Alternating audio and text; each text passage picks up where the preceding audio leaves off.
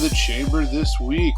We're talking about a big war over an insignificant thing, discussing a new chapter in an old series.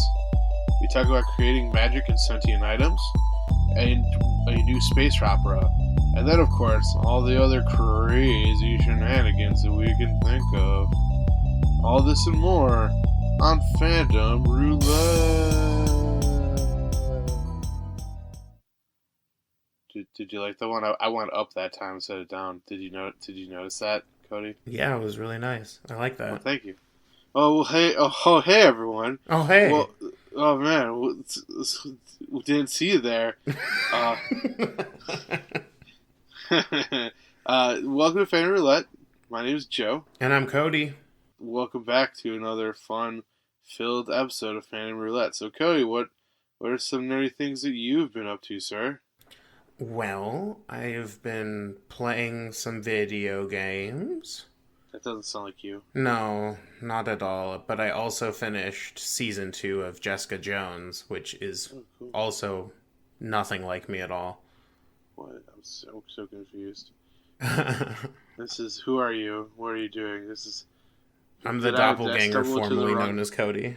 Did I stumble into the wrong podcast? I thought I was here for the Sports and Sports Alone podcast. Oh, yeah. I mean, all of the football and soccer that I did over the weekend. Oh, man. Did you score the goal units that were necessary for the game to succeed? Yes, I scored all of the points. They call me the LeBron James of sports.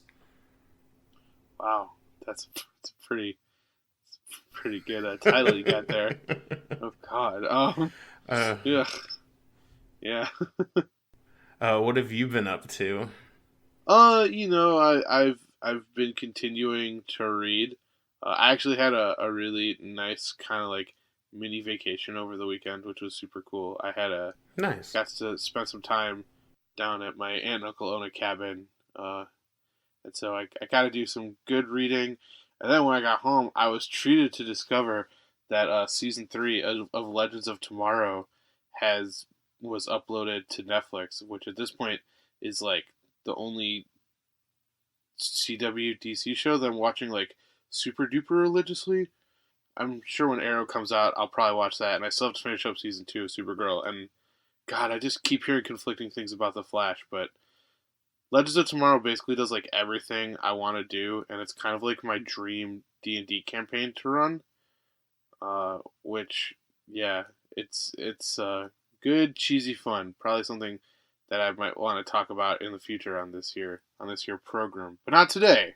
Oh, not today. Do you know anything about Legends of Tomorrow, Cody? Nope. It's like C and D list, like DC heroes who are time travelers, and they have to go through, and they have to like basically like stop time aberrations and stuff. And so like the episode 1, like they get recruited by this guy who's like, I'm recruiting you because in the future you're legends. And it's revealed like pretty early on in the season that no, they're not actually in fact legends. They're like 5 or 6 of like the seemingly most insignificant people, where it's like if they were removed from the time stream, it's not like anything bad would happen. Oof. And they have this oh God, what was there was a line in, like the season 3 premiere that I'm not remembering at the top of at the moment, which more or less is along the lines of like, we fix things by sometimes making it a little bit worse, which like it's just me to a T. That sounds like our D&D group to the T. Oh, yeah, I can't stress enough how much like it basically just does all of the weird, dumb, tropey things that I just like absolutely love, and they just kind of like turn it up to 10. But yeah, that's the main thing I've been up to. But that doesn't sound like you at all. Nope. In fact, what? Who are you, and what have you done with Joe? Oh, my name is Giuseppe. What? I'm an Italiano, and I'm good. Actually, that doesn't make sense because I'm Italian. So, uh, my name is the German way to say the name Joe, which I think is just Joe.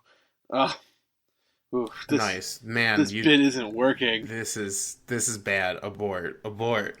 No. I'm gonna keep trying to make it work. These people are gonna have to No, cuz listen. I'm not cutting this out. I know you're not. These people I have to pull sit the here and listen. ripcord. I'm not. Oh, I'm not Cody. Get to the history section I before have you I have die. one rule. I have one rule, Cody, and it's no ripcords. I don't live Oh my life god. with those stupid things, those ripcords. So, anyways, I had a fun little thing to talk to you about today, Cody. It's Yeah. it's an interesting, um, it's an interesting little conflict in world history, which is the War of the Bucket. I'm wait. What? Yeah, the War of the Bucket. That Uh, sounds like one of my fanfics. oh God, really? But what fandom is this even part you of? can't ask that question. No, I have to ask it. I need to know. No, you're gonna have to wait until the fanfic comes out on my GeoCities account. Oh, okay. Your Angel Fire account. Yeah, yeah. Your Angel Fire GOC's crossover account. Oh God. This is bad. It's it. So, anyways, just okay. Cut. Hey everyone, welcome to Fan Roulette. No, I'm just kidding. So yeah, the War of the Bucket, or also known as the War of the Oaken Bucket, was a war fought in 1325 between the rival city-states of Bologna and Modena. These are Italian city-states. Okay. And so this is the Emilia-Romagna region in northern Italy. And this was provoked when Modenese soldiers stole the bucket from a city well. But this was kind of like a boiling over point in a 300-year-old long struggle between I'm going to butcher this, Guelphs and Gibelnese. This was a pretty intense war, Cody. It was a big war, which Modena won after the Battle of Zappolino, which was the only battle of the war, and the bucket remains in Modena to this day. But Damn. so yeah, so like I said, this was kind of a boiling over point in a much larger struggle. It's just one of those deals where it's a fun, weird little end to a much bigger conflict. Um, so there were two kind of major factors uh, in northern Italy, which they were supporting two rival political claims. One was for the Holy Roman Emperor. These were the Gibelnese, and then the Pope soldiers the Pope supporters were the Guelphs. So Modena was Ghibelline, and Bologna was in favor of the Pope or the Guelphs. And so, of course, already not fun. This was increasingly creating struggles between like the border fights and things like that. Um, and so, there was a pretty big period in medieval Italy after the defeat of Frederick Barbarossa in 1176. Um, and this kind of just created some pretty intense fighting between these two cities. Nothing ever like boiling over or anything like that, but intense dislike of one another. In fact, over time as you start reading about this, you're reading more and more about how ex Pope declared ex Gibel or Gibelline traitors or things along those lines. And these border clashes were beginning to intensify more and more in the months leading up to the battles. And in July, the Bolognese entered the Modena territory and laid waste to this section called Between the Canals. And then, they kept fighting one another. And in this atmosphere of tension and hostility, some soldiers decided to just slip into the center of Bologna, and they stole a civic bucket filled with loot from the main city well. And this humiliated the Bolognese soldiers and the Bolognese people, so they decided that they were going to declare war on Modena. So Bologna had an army of 32,000, and the Modenians had 7,000. But the Bolognese were routed and fled the walls. About 2,000 men were killed on both sides. And some accounts state that the Modanes took a bucket from a well just outside the city gate as a trophy. Now, as you'll probably guess, this was kind of mocked by some people. So there was a 17th century Italian poet named Alessandro Tassoni who composed the mock heroic epic La Secchia Rapita on the events of the War of the Bucket. And then if you do go to Modena, you can still see the wooden bucket that was taken from Bologna as a trophy in this war. And then finally, there was not the end of the conflict between the Guelphs and the Ghibellines, who continued to fight until 1529. And at this point, Charles I of Spain seized imperial power in Italy during the Italian Wars. And so, because now they were fighting a common enemy, the two sides actually started working together to kind of make Charles I of Spain's life far more difficult. So, I thought this story was really interesting because, it's a very silly name that kind of reveals a much bigger sort of conflict that was brewing in the world at the time. So this was a time where, lots and lots of factions and lots more factions than we can even conceive of. At this point, Italy wasn't necessarily a unified state. In fact, it was probably far from a unified state, where you had city-states, that were almost acting or functioning as individual governments in the Italian country, and they were creating different, or they were going along with different loyalties. So this was also showing this rising tension between the Holy Roman Empire, which I once had a professor say the fun joke was not holy, was not Roman, was not quite an empire because it wasn't quite big enough.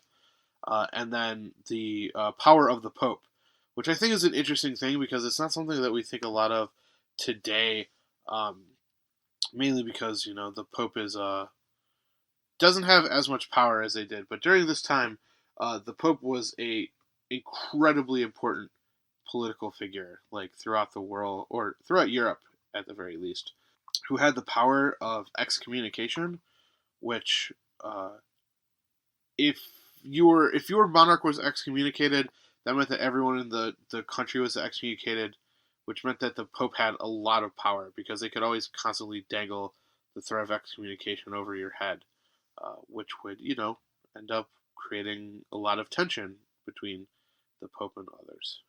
But it's this weird little, conflict that really just kind of shows just how chaotic Europe was for a very, very long time, because you had these weird conflicts like this brewing up over, obviously the stealing of the bucket was kind of almost like it was a mockery of sorts that kind of was a boiling over point for a much bigger and more dangerous conflict.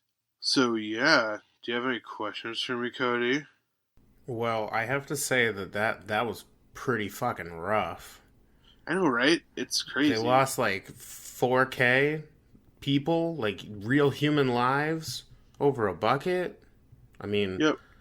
I know it's more than that, but like, oof, man. I wonder how those soldiers felt when they took that damn bucket. Right.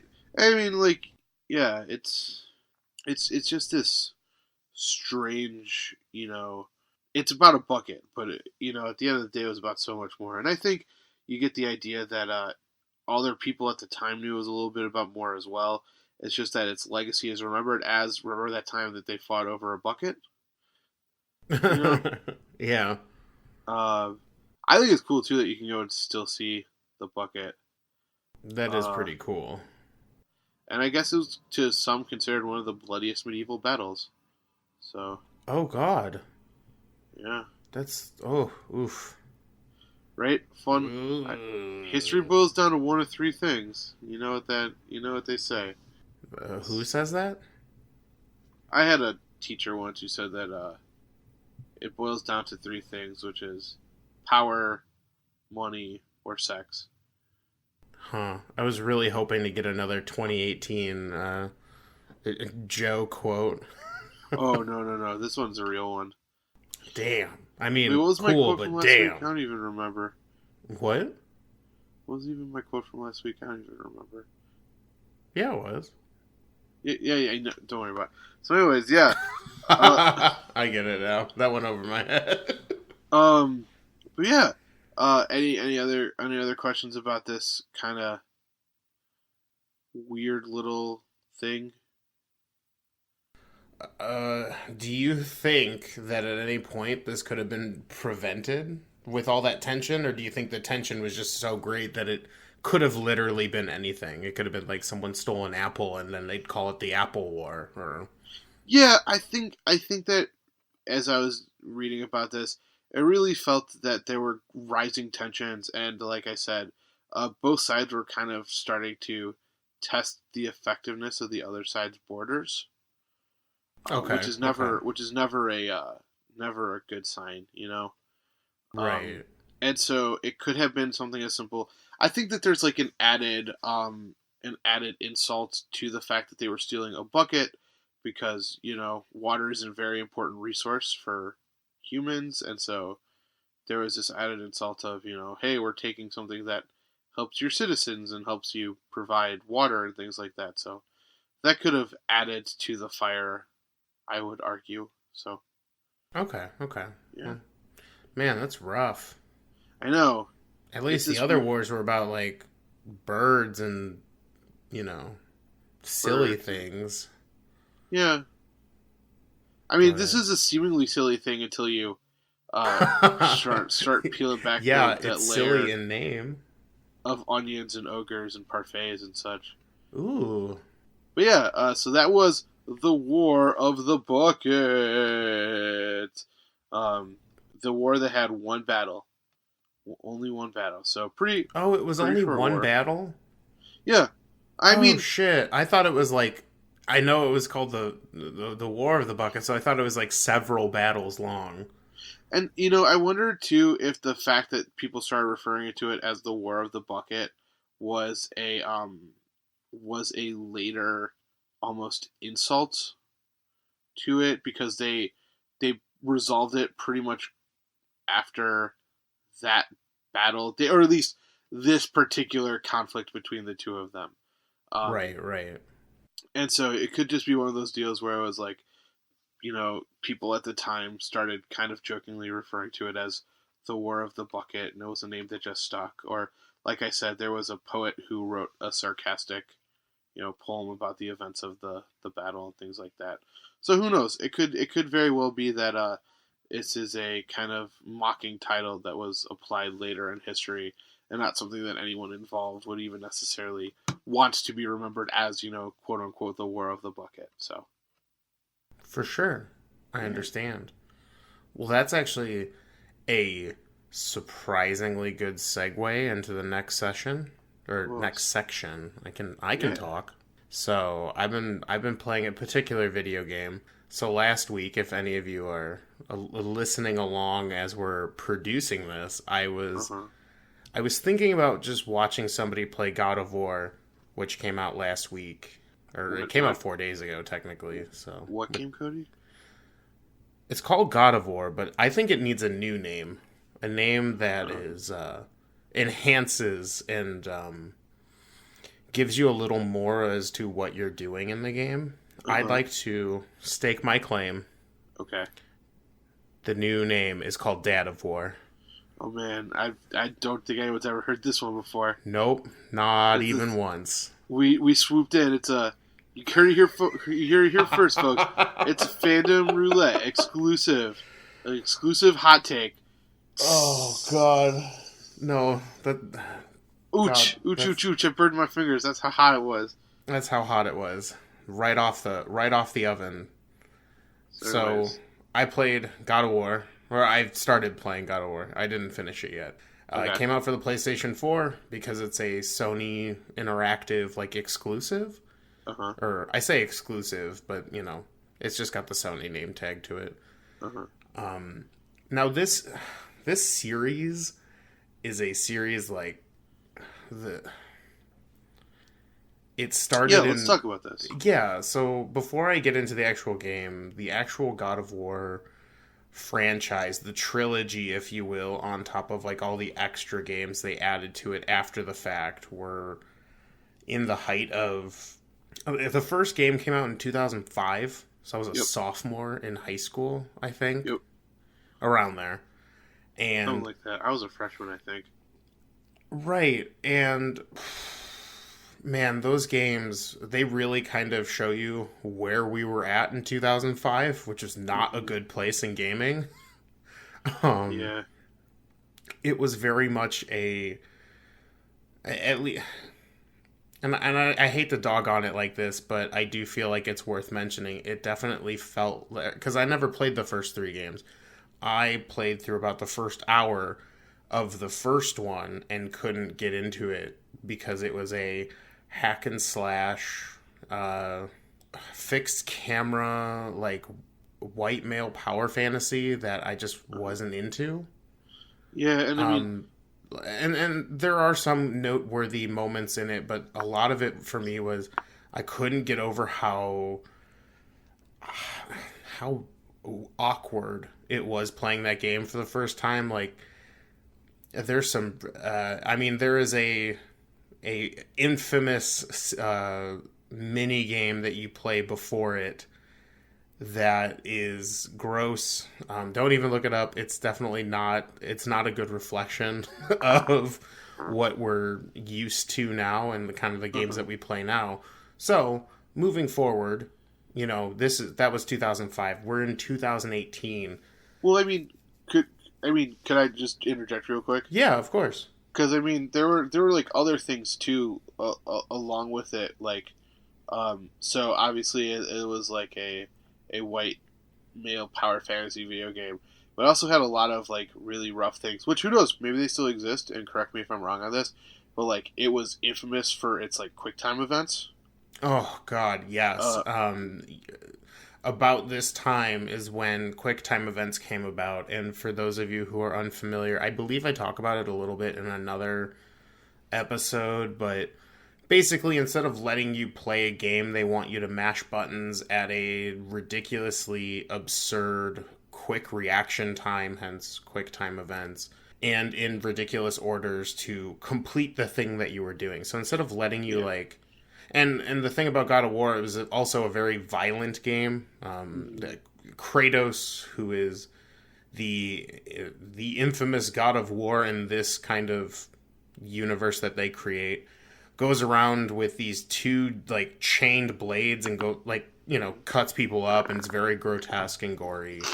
And like instead of letting you do that stuff, it was a lot of the there were a lot of areas in it that I saw that were press triangle, square, circle, X, and then do it in the reverse order. And if you don't do it fast enough, you failed to do the thing and you can't move forward.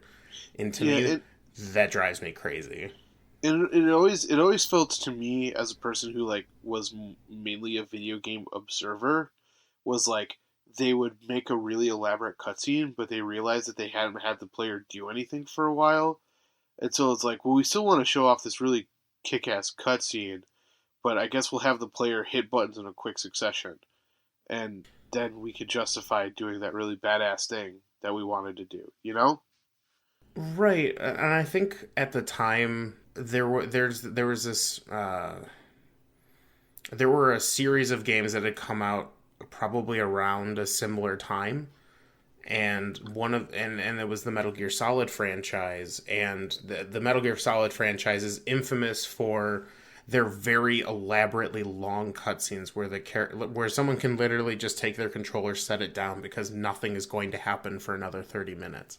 And it was a very big stigma against the games. I personally thought it was fitting, and I enjoyed those moments, those story moments that I got through dialogue and all this stuff. Like, I think it fits, and I would actually be interested in seeing how much of those original God of War games would play if you removed those QuickTime events.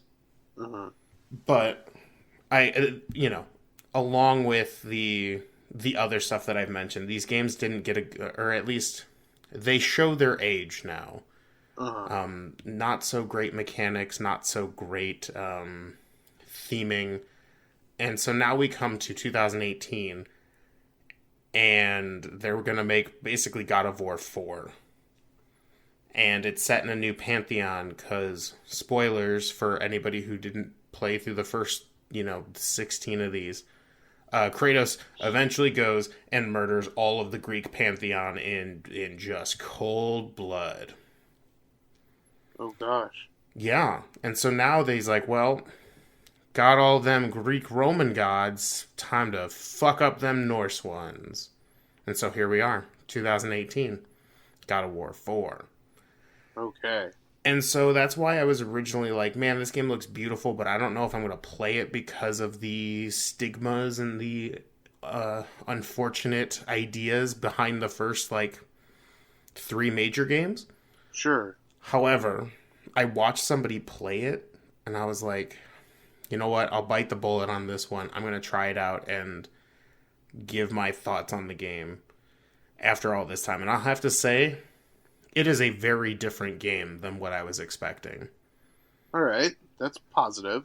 Right. No, it is. And this is the too long didn't listen. I'm actually really enjoying the game, but I'll tell you why I'm enjoying the game. Okay. So first, at some point during the franchise, and this isn't a spoiler because you find out in the first second of the game, Kratos has a son. What? Yeah. He has a son named Arturus, I believe his name, or Atreus. I'm probably butchering that. I can't remember the exact pronunciation. But he has a son. We never do that on this show. No, we never butcher names. We're good on that.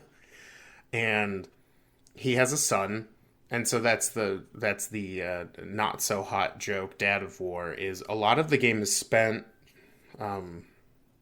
The game starts with, again, not spoilers. You find this all out in the first 10 seconds of the game. But if you want, I can put up a spoiler tag if you don't want to hear anything about God of War story wise. So I'm putting a spoiler tag right here.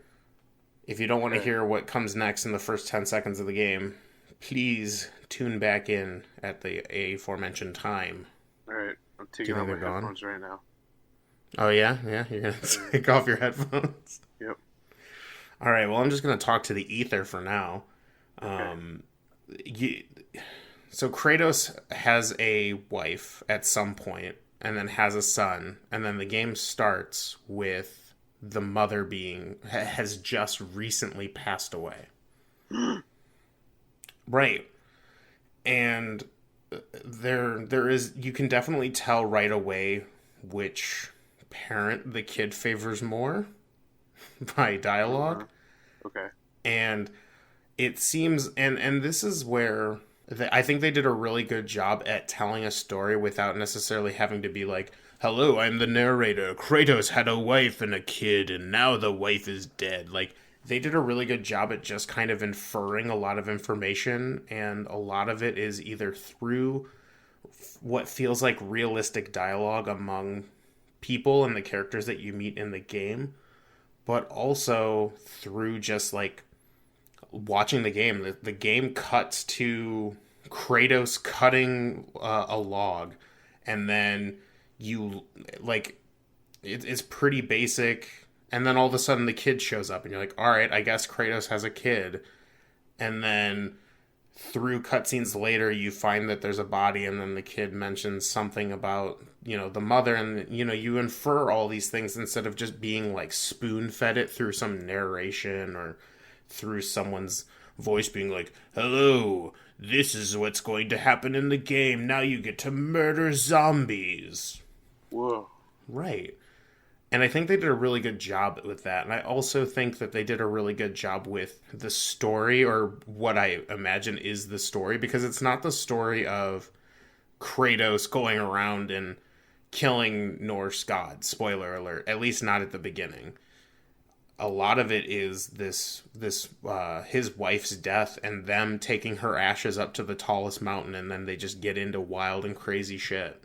And a lot of the game is Kratos teaching, his son how to be a hunter and how to be a warrior and how to deal with war, because that's what Kratos is good at.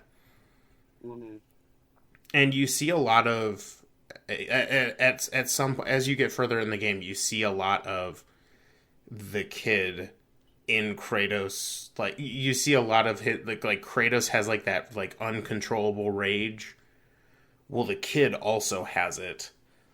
And I think they did so far. Now, granted, this is Norse mythology, and I haven't seen a single pantheon yet, as far as I'm aware. Mm-hmm. However, they've gone into this concept of the 9 realms, and spoiler alert, you get to, at least as far as I am, you get to visit some of those 9 realms. Ooh, and cool. So, yeah, so like there's, and I'm really gonna butcher this, but now I've set it up for failure. Like, I don't know, place where in Norse mythology where light elves and dark elves are fighting eternity for this light. Anheim, I believe, is the name. Isn't it Elfheim? Or Alfheim, yeah. So you get to go there, and it's really cool because it's like really different from like Midgard and the very like, kind of winter tundra setting that they have. So they have a lot of room to play with this game. I haven't met any of the supposed gods yet, or whether or not Kratos is going to be like, I'm going to fuck these dudes up. Yeah. But combat is just as brutal as I remember it. Kratos is the god of war, so he'd like fuck shit up, and things are like, it's not quite as gory as I remember it to be. And maybe that's just me growing up and seeing a bunch of weirder, more violent shit, but sure, it's not as violent as I remember it. And I don't know, there's just something like, I think a lot of it is the fact that Kratos isn't just like going on like a murder spree, and that he's going like, and you find out through what I'd imagine is pretty good storytelling, that he's also mourning for his wife's death. And his kid doesn't understand that because he's doing it differently than the kid is. And, they fight and they argue. And the kid is a kid and he acts like a kid. Like, he'll say shit that, like, would offend Kratos. But then when Kratos is like, the fuck you say? And then the kid's just like, nothing. Ha ha ha. And, like, it's very... the dynamic between them is very charming. And he also helps you in combat, which is pretty cool. Okay. Like, there's this really badass part where, like, if the kid gets behind an enemy while you're fighting him, he'll, like, jump on their back and use his bow and, like, try to strangle him with the bow while you're fucking him up. Huh. It's pretty cool. So far, the game has exceeded my expectations on the franchise, which I already was pretty, like, low standards for. Okay. So, yeah, I mean, I think if you got a PS4 and you want a good action game, this one, it's visually brutal, but the game's also pretty challenging. There's a lot of, like, there's a lot of different abilities that you can do, and, there's a parry system, and if you take hits, like, you don't have a whole lot of health. It's not like a one-shot, one-kill kind of thing, but you do, at least at the beginning, have very little health, and the enemies hit you pretty hard. So you have to kind of get used to the controls and how the game works pretty quickly. Interesting. Yeah. How much is this game? This game right now is your standard AAA affair. It's $59.99 in America, and there's sales tax on that, and then wherever that applies elsewhere on the globe. Right, sounds good. And I assume you'll be giving us a report when you get closer to the end to see if it continues being great. Yes. I will definitely have a progress report on this. This one, I'm actually going to try my hardest to play over the weekend since I have a little extra time on my hands. Nice. Yeah. Right, should I move to the section? Your favorite section, what you've been training for all your life. My God, why am I just not talking like a good kid today? Oh man, it's the middle section. It's middle section. It's the middle section. It's time to learn about us in that middle section. Middle section. Middle section. Middle section. Middle section. Middle section. Middle section. Middle section. That was very good, Joe. Thank you. It was a nice take on a classic. Was it? Cool. Yeah. Guys, if you want to get at us, you want to talk to us, check us out on Twitter at fandomr_podcast. You can tell Joe how much you love and or hate the middle section songs. If you want to send me some Talon fanfic, because I'm going to keep asking until someone gives it to me, you can send us a private email at fanroulettepodcast@gmail.com.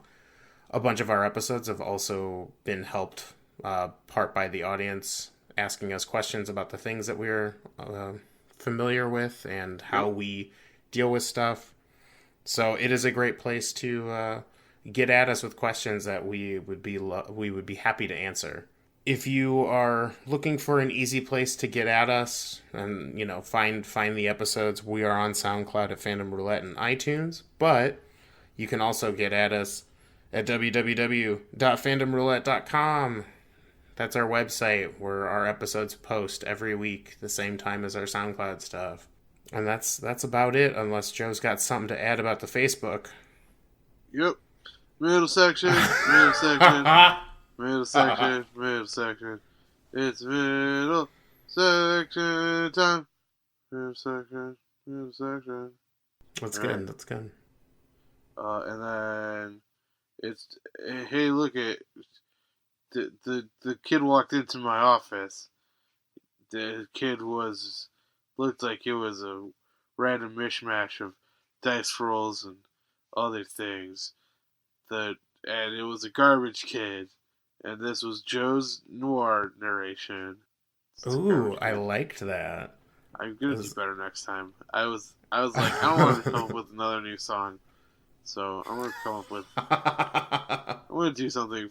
I'm gonna try that out for a bit. See how that lands. Yeah, sure, for sure. Yeah. So anyway, welcome to Garbage Kid. Yeah. For those of you who don't know what's going on, this happens to be your first episode. Right before the role-playing game section, we do a little session we like to call Garbage Kid, where we take a supplement book for Dungeons & Dragons and make characters for would-be DMs who are lacking fun and silly characters for their campaign. Or a player who's like, wait, what? What book is this, Cody? Oh, this book is called Xanathar's Guide to Everything. Wait, everything? Everything. Yeah. Yeah. And so for those of you looking for a fun character to use, we make these so you don't have to. Okay, nice. And Joe, I made the character this week. Did you know? And he's great. Okay. I found a lot of names, a lot of great names. Oh boy. And there was a census, and people voted, and I ended up with... Is this accurate? No. Okay. I don't know. His name is Lord Bane, the half-elf fighter. Oh, that's a cool name. It is a cool half name. Half-elf, though. I know. Well, hey, them's the dice, though. That's true. I can't believe you for the dice, though. Lord Bane knew who his parents were and was born in an alley. Cool. He had no siblings and lived with an adoptive family because his parents died. Oh, that's a bummer. Bane lived a poor lifestyle in a rundown shack. Yeah, that makes sense. Bane lived an ordinary childhood and had a few close friends. Okay. Yeah. Lord Bane would join the army and learn how to fight as a part of a group. That's how he became a fighter. Bane is 30 years old and had 4 life-defining moments up until this point. Okay. First, he would gain a bit of good fortune and found a riding horse that would become a lifelong friend. Sweet. Yeah, the name of that horse is up to the audience. Bane would then become imprisoned for a crime he didn't commit and spend 2 years in jail. Alright. That's not good. He would then meet his true love, a human herder named Tempest. Aww. Yeah. Or Tempest the die? audience can change that if they don't like Tempest or Does the fact that it's Tempest a die? human. Surprisingly, and for those of you who've been keeping up with my characters, mostly tragic things happen. That's just how I roll. I don't know why. But, no. Bane would go on an adventure and suffer a grievous injury. Oh, no. Although the wound is healed, it still pains him from time to time. And that is Lord Bane. Oh man, that was pretty good. Yeah. Why did he become a fighter? Because he joined the army and learned how to fight as part of a group. Okay. Yeah. So that's our garbage kid. Alright. Yeah. He walked out of the office. It was a garbage kid. So, for those of you who are still with us, we like to do a role-playing game section where we either talk about new stuff, or since role-playing games don't get that much news very frequently, we like to answer questions from fans. Yeah. Yeah, so we had a kind of dual question, but I think we can roll it up into one cohesive question. Sure. Which, thank you, John and Keisha, for sending this in. Cursed thank you, items. guys. Yeah, cursed items / sentient items, and how to run those. Or how to build your own magic items. Alright. Yeah. So, which one do we begin with, Joe? I would say, why don't we begin with building a magic item? Because I feel that flows nicely into the second part, which is kind of how to run a sentient and/or. So yeah. So the reason I wanted to talk about this one is we have some experience with it on both sides of the aisles, which is Cody and I kind of co-developed a magical item for the D&D campaign we are in currently, where basically when we were developing my characters, or when I was developing my character's backstory, I kind of one day out of the blue was like, oh, also my character is looking for this item, and Cody kind of gave a pause. He was like, so what is that? Because one of the cool things about Dungeons and Dragons is I can literally say something and it can become real. Even if Cody had no... Well, I mean, within reason, of course. I can't say, like, oh, and also in my backpack, I have the magic plot sword that kills anything in one stroke. Yeah, that one. Cody and I had talked about it, and I had some ideas for it, which Cody took into account, and then he actually threw some other fun things that I had no intention of being in there. But I feel like you need to come up with something that is going to be useful, but not going to be broken, if that makes sense. Yes, that is accurate from my perspective as well. So, like, for instance, this horn at the moment does 3 things. It once a day can create food and water, which might be changing, but once a week it can summon an army of 13 celestial dwarves. Something like that. It's Summon's 13 Dwarf Berserkers where I have to sit there and I have to manage all of their stats, and it's a nightmare. Now you Uh, know what it's like to be on my side. yeah, I feel like Cody developed this to make me secretly give me DM training, but he'll never tell. Um, I will never tell. and then the last one, and this one I was not anticipating at all, is it has one charge of the spell Wish, which is like one of the highest level spells in the whole game. But like, let's say that I could make a wish like every other week. Like that would be the most broken thing in the entire world. It would remove all stakes You're right. It because would remove all stakes. I could very easily have already used my my wish charge on it. There have been a couple of times where I've been incredibly tempted to do that. In fact, uh, but I have some plans for it, which I don't even know if I'm going to discuss with you, Cody.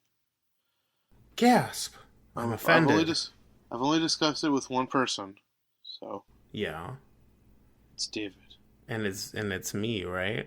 Nope, not you. What the f? It's going to be pathosy though, I probably, bet. unless other things happen, which I hopefully mean, doesn't hit that that is point. But always a thing. Something can always happen. it's true. Something can always happen. But yeah, so those are my personal thoughts about developing um, magic items. Cody, do you have any ideas for creating magical items? Yeah, to build on creating a magic item, I think there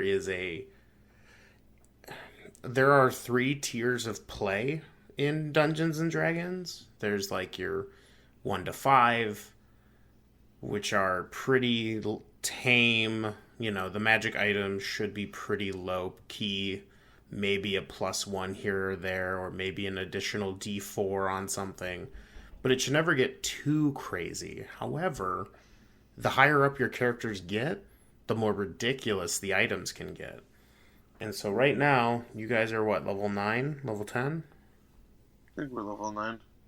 Yeah, level 9. That's when the magic items start to get pretty crazy. But there are a lot of ways that the DM can, like, throw a lot of crazy shit at the party so that, it kind of balances itself out, in my personal opinion. And the way I wanted to build this one is, and oftentimes my go-to tactic for creating kind of like a homebrew magic item is check the Dungeon Master's Guide to see if there's an item that already works for what you want to do. Mm-hmm. I know that requires a little bit of reading, but a lot of times I will take things from the Dungeon Master's Guide and tweak them so that they fit the characters a little better if they're, very story heavy. So with Joe's Horn, I looked at and for those of you who are D&D nerds, you could already tell that I got some of the effects from the Horn of Valhalla, which is an item that lets you, based on its rarity, summon X amount of dwarven berserkers, which were reflavored into, celestial beings from your particular deity because it is a deity-specific item. However, I didn't want that to be the whole thing because that feels kind of lame, especially since you were, like, on this big epic quest and kind of pushed the party in certain directions to get here. I wanted to add a little more pizzazz. So I decided to give you a charge of a not super game breaking spell, but something that kind of fit the theme. And because your god is like the god of laughter, what better way to get people around like a hearth and laugh and enjoy themselves is food and drink. Yeah. So in my head, I thought, okay, that's a perfect spell to add. And often with utility spells, it's usually okay to give them like one charge a day, or if they're kind of damaging abilities, maybe 1 or 2 charges, depending on how you want to work that. It all depends on the item. And then because this was it's so god specific, I thought adding And now there's a caveat to that wish spell that you forgot to mention to the people, and I don't know if you remember this, but Uh-huh. using the wish destroys the horn. Well, until the next person gets it. Right, which won't be your character. Yes. So, granted, it's not like, whoa, Horn of Valhalla with a a utility spell, and then a wish. That sounds really powerful. Right. It's got a once a week charge. Hmm. So those, if you're running a very combat focused day to day campaign, those soldiers aren't going to be used very often. Hmm. And often there is a kind of risk reward, like, you know, is Cody going to throw another battle at us, or is this the final battle? Hmm. Because I've done that before, where it's like, oh yeah, you guys fought the boss, but there's more to do, and so then you have another boss to deal with. So, Yes. knowing that, Joe has been very careful about when to use that horn, and I think you've used it a pretty good amount, and it's been fairly effective. Yeah, for sure. And then, if you want to add something crazy and ridiculous, like, in my personal opinion, totally cool. Have fun. These items should be fun. Yes. They should have some stake in the world, and if your characters are level 10 and they get a wish spell, like, sure, they could wish for something ridiculous. However, the wish spell in D&D 5th edition is kind of like it's been kind of dumbed down on a level where it's not like, I wish that everyone who ever died came back to life is going to have some extreme consequences based Hmm. on the way the wish spell works now. So, Yeah. have fun with that. Sounds like fun. And then, Also, his particular magic item is also sentient, which works out in this case. yeah. And the idea behind a sentient item and how to run it is, I built an NPC based off of the horn. So I treated the horn as if it was an NPC, and it has its own motivations. And in this case, it's to kind of help Umgrom do the clerical right thing based on his deity. Hmm. I gave him a funny voice so that we knew when the sentient item was talking. Just treat it like a normal NPC. If you're good at running multi-use NPCs or NPCs that come back every so often, then a sentient item is really no different, except it's on the item. Yep. And Sounds about then right. that, Sounds about right. yeah. And then the last bit, which was the first one that I mentioned in the question, are cursed items. Now, this one's a little tricky. Often, if you look at any of the D&D books, like the Dungeon Master's Guide or any adventures that have cursed items, they are often mechanically strong. Like, they're like, okay, you hit harder, you do more damage, and you're more likely to hit. However, there's a catch to that. It's kind of like the bargaining with the devil kind of situation. Hmm. Cursed items should have a mechanical benefit and then also have something attached to it that makes it like, oh no, I don't want to use that. You know what I mean? I get it. Yeah. Yeah, so, and it doesn't always have to be mechanical bonus, mechanical disadvantage. It could be, oh, it hits harder and does more damage, but every full moon you need to bathe it in the blood of some innocent, or oh, the sword does a lot of damage, but It if also you hurts get into, you. It also hurts you. yeah, or it also hurts you, or maybe for flavor, the sentient item is an asshole who only wants to see the destruction of mankind and often tries to sway you to do that. So there are definitely different ways, and I think the best way to get an idea of what to do for that is, you know, maybe it's a sentient item, treat it like an evil NPC. Maybe it's a bad guy. Like how we talked about making, villains before. Make a villain, put it in a weapon. Now that villain is constantly talking to the party's fighter because he picked up the cool big sword, and now, he's on this hell-bent quest for revenge or whatever.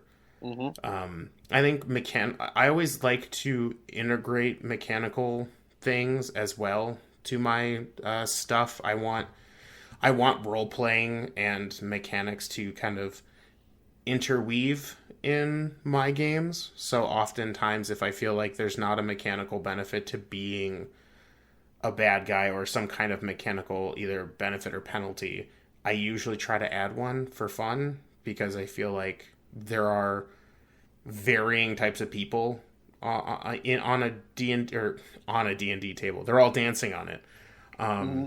at a table, and some people are going to be more interested in kind of the mechanical benefits, and some people are going to be more interested in, like, does it have a funny name? Does it talk to me when I'm sleeping? Like, there are various people, so if you incorporate your items and your rules and like the way you play the game so that it helps both sides of that, oftentimes you will not have a problem with people being bored or not being interested in the stuff that you're doing at your table.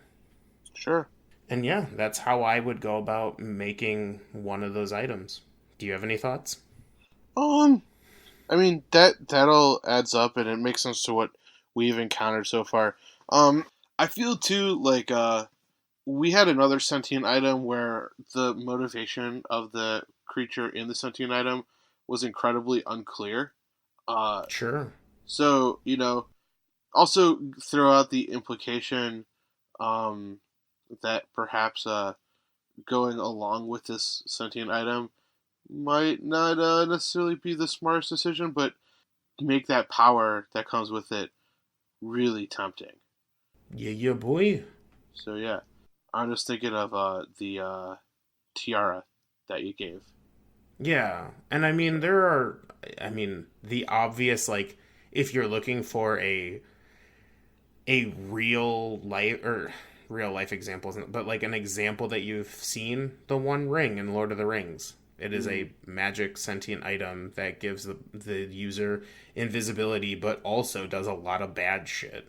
yep, that's a good example right there. Yeah, So yeah, and then shall we move on to the last little section? you know it. Okay, Tell me great. about things. So yeah, so I recently started, or I've watched this before, but I'm watching the first season of The Expanse television program with my dad. Uh, and I've mentioned before that I've read the books, or if I haven't. Yeah, you told me about that. And so it's books are written by these two gentlemen who are writing under a pen name. One of them happens to be George R. R. Martin's personal assistant. Um, and I actually did I had listened to another podcast where I had learned that The Expanse started off, it was originally going to be a video game, and then the backers of that video game dropped out at the last second, and then it became an RPG, and then the one player was like talking to the DM so much that the two of them started writing books based in this universe together. Um, That's super cool. yeah, it was really cool, and they're incredibly well written in kind of this hilarious, almost anti George R. R. Martin thing. They come out like once a year, basically. Okay. Whereas George R. R. Martin's been working on the same book for like what, like 6-7 years at this point. Uh, these Has guys it get up. really been that long? I was still in college when Dance of No, I was out of college when Dance of Dragons came out. I think it's been at least 5 years, Damn, that's a long time to be writing a book. I mean, I right? don't know the process of writing a book, but like that Yeah, one seems like hundred a long percent. time. And everyone varies in their own methods and things like that. But I just think it's interesting that um, George R. R. Martin's personal assistant is able to he and his partner are able to write books relatively quickly.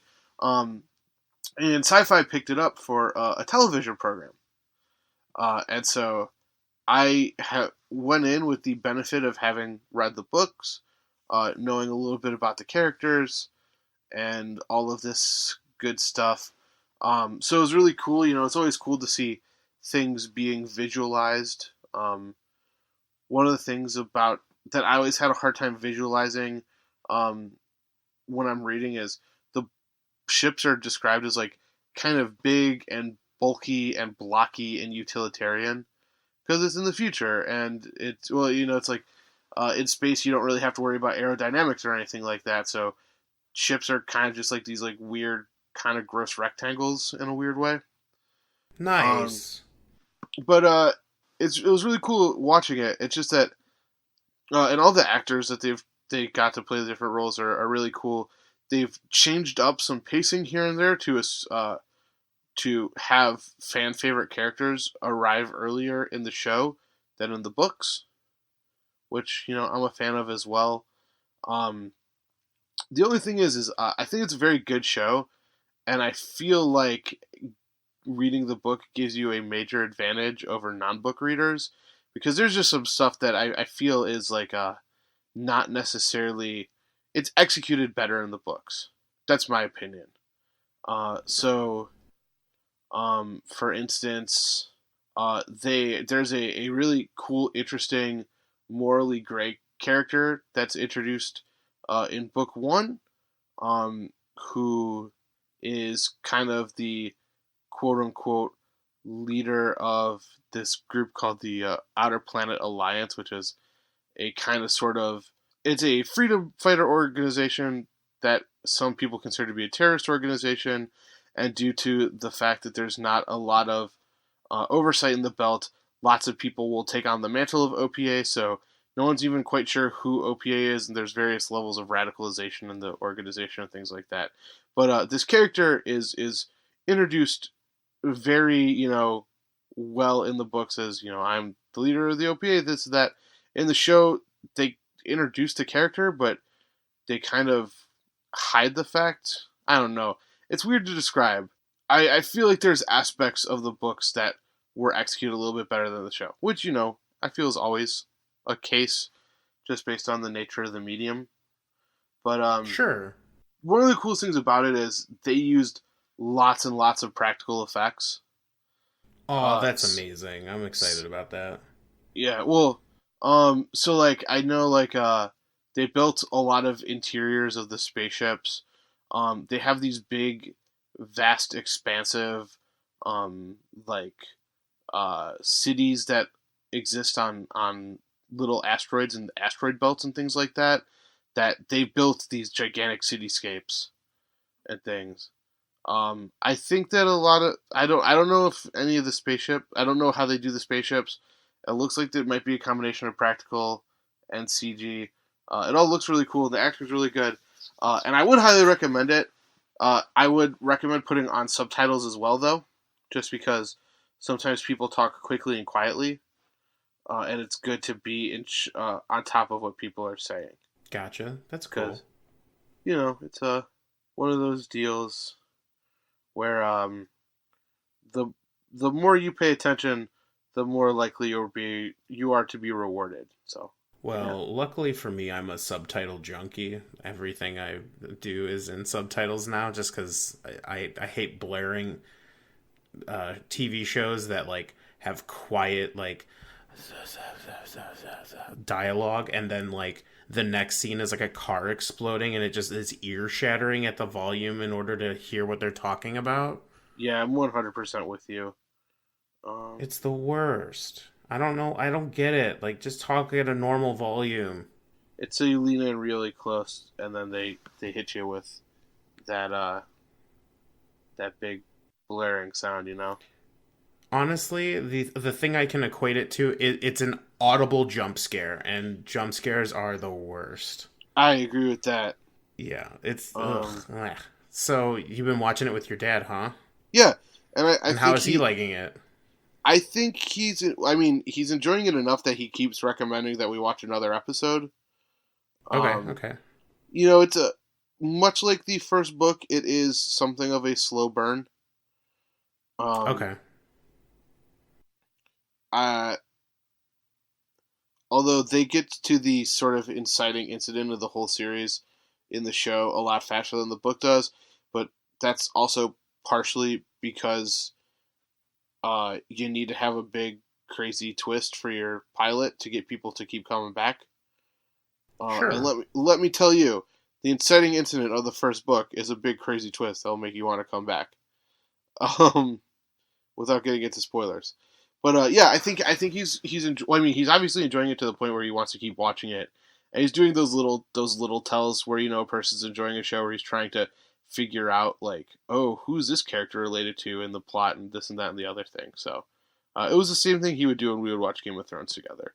So Nice. Sounds like he's enjoying it well enough. yeah, and so he was kind of my litmus test to see how a non-book reader would like it. Every now and then, like I might pause and explain something that I think the book explained better. Um, a good example being, um, so like out in so there's three factions. There's Earth, there's Mars, and then there's this group called Belters, which are humans that grew up in the asteroid belts. And there's three things that about the Belters that are very clear in the book and are really hard. One of them is really hard to pull off on the show, which is Belters tend to be taller and like kind of gangly because they grow up in lower gravity. So Huh. Okay. there are people who like argue that they're like almost becoming like a new species. Um, they speak this invented language called Belter Creole, which is a combination of like English, German, Chinese, Spanish, and a couple of other languages. Which the show does a pretty good job of having them talk. And then they also have a fairly elaborate sign language that goes along with Belter Creole because, like, if you're in space suits, it's really hard to hear other people. So they've developed like a pretty intricate, like hand signaling system. That's pretty cool. Is Yeah. it like is it as like elaborate as like say, like Klingon where like you could probably like at some point learn the language over the course of a time? Um, I don't know if they like. It's possible that they have enough to like do a language guide. A lot of it is it's mainly like clipped slash broke like clipped English. That they'll throw in other terms like things like boss mange, sasa means yes. There's other ones. So it's they're mainly speaking English, but sometimes things can be rather thick. The accent can be rather thick, and it's actually in the books at least it's a good way of telling like how where you are in a place in the belt because if like people are talking very very thick Belter Creole, then it's a place where they're not really dealing with like interplanet people very much. Things like that. Okay, So that sounds pretty cool. I don't know if they'd ever like come up with like a definitive like language guide or anything like that, but um, one of the biggest tricks that, in my opinion, the book pulls off is when you first encounter it in book one, like you're so confused, and by like book four, like you almost kind of start to understand it as you see it, uh, Not bad. which I think is pretty cool. But yeah, Yeah, sounds pretty cool. shall we wrap this up? You know it. All right. Well, thank you guys so much for tuning in to Fandom Roulette. It is always a pleasure to record for you guys. Um, Yeah, of course. Refer to the middle section. Follow us on social media. Ask us questions. Keep this conversation a rolling. Let us know what you think about the things we suggested. Maybe you have a completely differing opinion, and we would love to hear it. And yeah, anything else to add, Cody? Just send us requests, opinions, Yeah, do all the middle section stuff. It's always a pleasure to hear from you guys. yeah. And yeah, this has been a good one. Help us make this show your own. So, signing off for Fandom Roulette. My name is Joe, And I'm Cody. and as always, stay nerdy. Stay super nerdy.